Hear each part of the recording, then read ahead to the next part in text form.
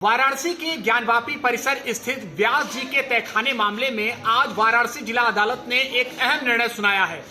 17 जनवरी को इसकी देखरेख की जिम्मेदारी वाराणसी जिला प्रशासन को सौंपी गई थी। इसके बाद आज वाराणसी जिला अदालत ने एक महत्वपूर्ण फैसला सुनाते हुए इसमें फिर से पूजा पाठ की अनुमति प्रदान कर दी है। हालांकि 7 दिनों के अंदर वाराणसी जिला प्रशासन द्वारा अंदर की व्यवस्थाओं को तय किया जाएगा। जो बैरिकेडिंग है उसको लेकर सभी व्यवस्थाएं तय की जाएंगी, प्रबंध किया जाएगा और इसके बाद अब नियमित तौर पर तहखाने में पूजा पाठ शुरू हो सकेगा। हमारे साथ बातचीत के लिए जुड़े हैं आशुतोष व्यास जी, जो व्यास परिवार से ही आते हैं, उनके पोते हैं। हम उनसे बात करेंगे। आशुतोष जी, कितनी खुशी है, आपके चेहरा बता रहा है कि आप इस फैसले को लेकर काफी उत्साहित हैं। अपार खुशी है। ये 30 साल बाद मौका मिला है दोबारा हमको पूजन करने का। 30 साल पहले हमारे पूर्वज लोग करते थे, पिताजी दादाजी, अब हमको मौका मिला है करने का। तो वहाँ मंत्रोच्चार के संग एक हफ्ते के अंदर, एक हफ्ते के बाद जब भी साफ सफाई हो उसके बाद ही पूजन प्रारंभ होगा।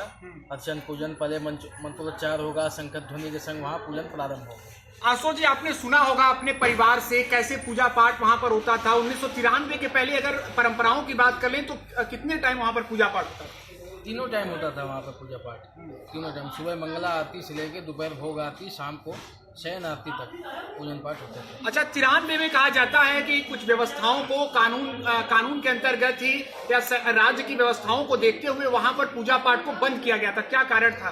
कारण ये था कि एक सन 91 में जो अयोध्या कांड हुआ उसमें जो मस्जिद गिराई गई, वो उसके मद्देनजर रखते हुए काशी में जी काशी मस्जिद को वो मुलायम सिंह उस समय मुख्यमंत्री थे जी, उन्होंने बैरिकेडिंग करा दिया कि वहाँ हिंदू मुस्लिम झगड़े ना हो, इसलिए तब से वो बंद है 92 के बाद से।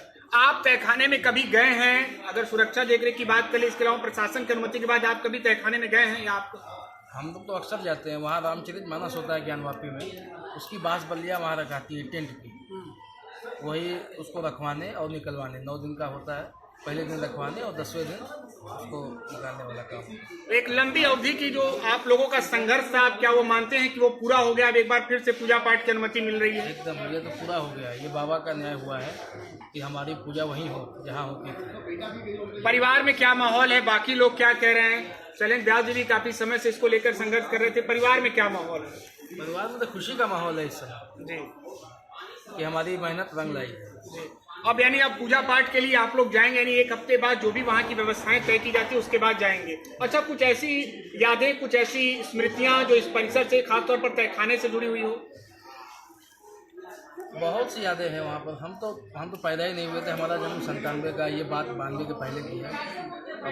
लेकिन आप उस पद्धति को निभाते चले आ रहे हैं, उस पीढ़ी से आ रहे हैं, आप पोते हैं व्यास जी के, तो निश्चित तौर पर आप पर जिम्मेदारी होगी। क्या अगर आपको सौंपी जाती है वहां पर बतौर पुजारी के तौर पर, अभी इसकी जो तय रूपरेखा है वो जिला प्रशासन करेगी, तो अगर आपको सौंपी जाती है वो जिम्मेदारी, तो कितना भाग्यशाली मानते हैं अपने आपको? अत्यधिक भाग्यशाली मानते हैं हम अपने आप को वहाँ पर। हमारे द्वारा वहाँ पूजन प्रारंभ किया जाएगा। अच्छा, बाबा द्वारा या आपके पिताजी द्वारा कुछ बताया गया था, कुछ तहखाने को लेकर कुछ स्मृतियाँ? नहीं, स्मृतियाँ क्या, यही पूजन पाठ होते थे अंदर, वही शुरू होंगे फिर से बाबा का। अच्छा, 3 मीटिंग पूजा पाठ होता था? जी, 3 मीटिंग।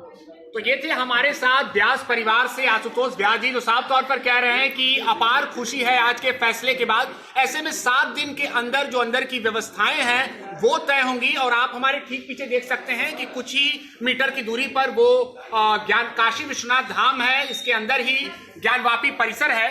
तो ऐसे में आज आए निर्णय के बाद हिंदू पक्ष में काफी खुशी का माहौल है। एबीपी लाइव के लिए निशांत चतुर्वेदी, वाराणसी।